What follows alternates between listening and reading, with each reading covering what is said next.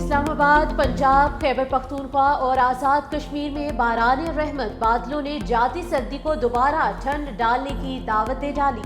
लाहौर समेत पंजाब भर में कहीं हल्की कहीं तेज बारिश से बूंदों को तरसी जमीन की प्यास मिट गई।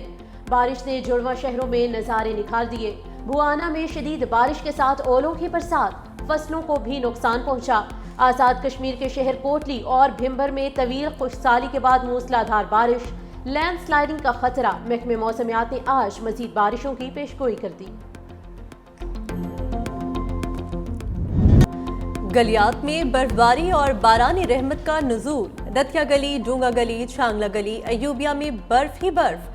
सड़कों पर 1 फुट से ज्यादा बर्फ जमा। मलिका कोहसार ने भी सफेद चादर ओढ़ ली। गलियात डेवलपमेंट अथॉरिटी का मरी रोड पर स्नो क्लियरेंस ऑपरेशन। जदीद मशीनरी की मदद से शाहराहों पर मौजूद बर्फ को हटाया जा रहा है। सयाहों ने भी गलियात का रुख कर लिया।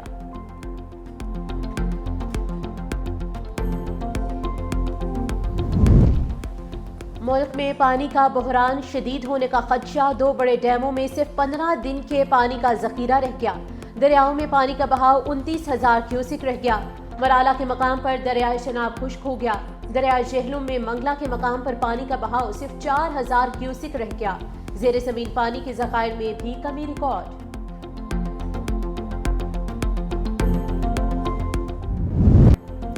चैंपियंस ट्रॉफी के पहले मैच में शिकस्त के बाद कौमी टीम को एक और बड़ा धचका। न्यूजीलैंड के खिलाफ मैच में जख्मी होने वाले फखर जमान मेगा इवेंट से बाहर हो गए। जराये के मुताबिक फखर जमान भारत के खिलाफ मैच के लिए दुबई नहीं जा रहे। पीसीबी ने मुतबादिल खिलाड़ी के लिए आईसीसी की टेक्निकल कमेटी से राबता कर लिया। इमामुल हक की स्क्वाड में शमूलियत का कभी इम्कान।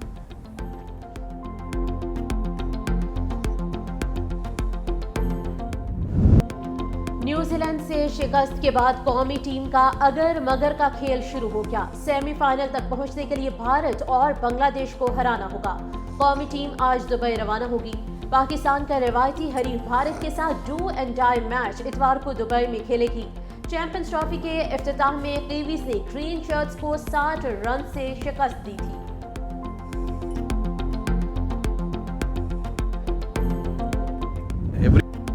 रहीम यार खान, मुल्तान और मानसेहरा में हादसात। 8 अफराद जान की बाजी हार गए। जाहिर पीर में धुंध के बाइस बस ने रिक्शे को टक्कर मारी।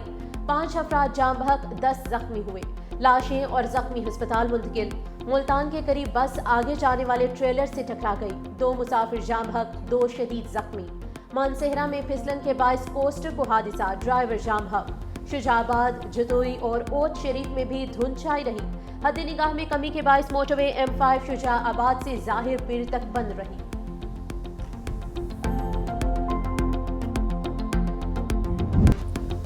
मुस्तफा कत्ल केस में नया मोड़। दोस्त के हाथों कत्ल होने वाले मुस्तफा का क्रिमिनल रिकॉर्ड भी सामने आ गया। गुज़िश्ता बरस जनवरी में ANF ने गिरफ्तार करके मनशियात का मुकदमा दर्ज किया था। मुस्तफा को निजी कुरियर सर्विस के दफ्तर से गिरफ्तार किया गया था। जिस रोज मुस्तफा का कत्ल हुआ उसी रोज कोर्ट में पेशी भी थी।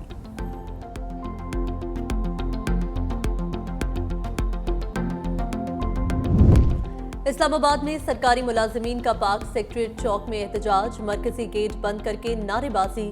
पार्लियामेंट हाउस की तरफ मार्च की कोशिश पर पुलिस और सरकारी मुलाजिमीन के दरमियान हाथापाई, धक्कम पेल, तल्ख जुमलों का तबादला भी हुआ। पुलिस की जानिब से मुलाजिमीन को हिरासत में लेने की कोशिश भी की गई।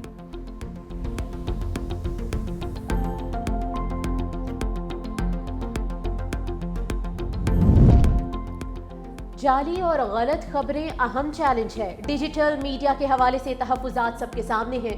वफाकी वज़ीर इत्तलात अताउल्लाह तारिक का सऊदी अरब में मुबाहिसे से खिताब। कहा, पाकिस्तान की 60% से ज्यादा आबादी 30 साल से कम उम्र नौजवानों पर मुश्तमिल है। मुल्क में 18 करोड़ शहरी ऑनलाइन सार्फिन हैं। हर शोबे में बेहतरी की गुंजाइश होती है।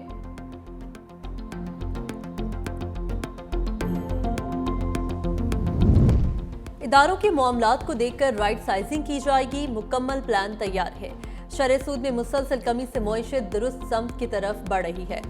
वफाकी वज़ीर ख़ज़ाना मोहम्मद औरंगज़ेब का इस्लामाबाद में कॉन्फ्रेंस से खिताब। कहा, इस्लाहात से टैक्स वसूलियों में भी इजाफा हुआ। ज़र मुबादला के ज़खायर बेहतर हुए।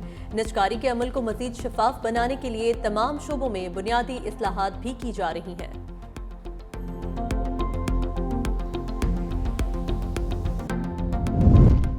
सुप्रीम कोर्ट के आईनी बेंच में फौजी अदालतों में सिविलियन के ट्रायल के फैसले के खिलाफ इंट्रा कोर्ट अपीलों पर समाअत। बानी पीटीआई के वकील अजीज भंडारी के दलाइल जारी। कहा, आम तरामीम बुनियादी हुकूक मुतासिर नहीं कर सकती। सलमान अकरम राजा साहिब ने जो मिसाल दी थी वो सिविलियंस में ही आएंगे। जस्टिस जमाल खान मंदोखेल ने कहा कि 83A के तहत आर्म्ड फोर्सेस के स्टेटस को देखना है। वकील ने कहा, आर्मी एक्ट में 21D की प्रोविजन के अलावा कुछ भी नहीं।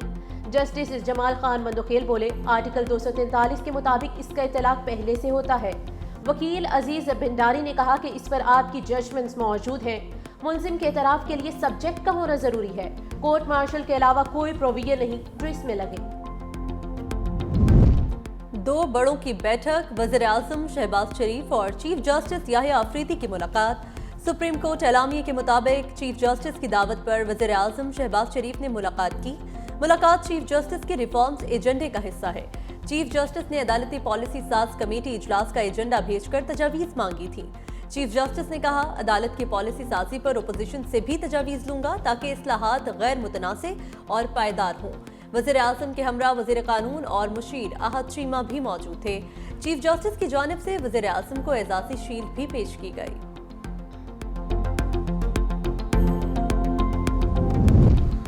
लाहौर में इलेक्ट्रिक बसें चल पड़ी। Green town the railway station चलने वाली बसों का यकतरफा किराया 20 रुपए रखा गया है। बसों में तुलबा, खुसूसी अफराद और सीनियर सिटीजन मुफ्त सफर कर सकेंगे। वाईफाई और चार्जिंग पोर्ट की सहूलत भी मौजूद है। 27 बसों के लिए ग्रीन टाउन में चार्जिंग टर्मिनल भी बना दिया गया।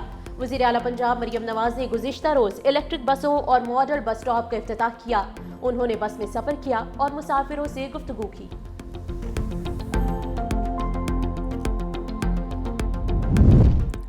वज़ीर दाखिला मोहसिन नकवी से कतर के सफ़ीर अली मुबारक अली ईसा अल खतीर की मुलाकात। बाहमी दिलचस्पी के अमूर, दो तरफ़ा ताल्लुकात और मुख्तलिफ शोबों में ताउन बढ़ाने पर तबादला ख्याल। कतर में कैद पाकिस्तानी शहरियों की रिहाई के हवाले से भी बातचीत। इज़दादे मनशियात के सिलसिले में बाहमी इश्तराक कार बढ़ाने पर इत्तफाक।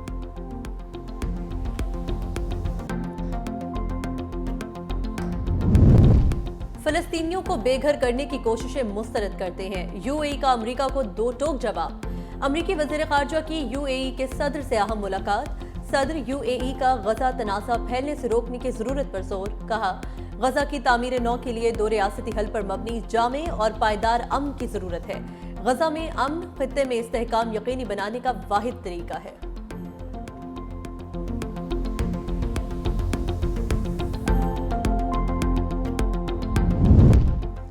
सदर ट्रंप ने यूक्रेनी सदर को मज़ाहिया अदाकार करार दे दिया। कहा, ज़ेलेंस्की को नेरू की तरह सिर्फ बांसुरी बजाना आती है।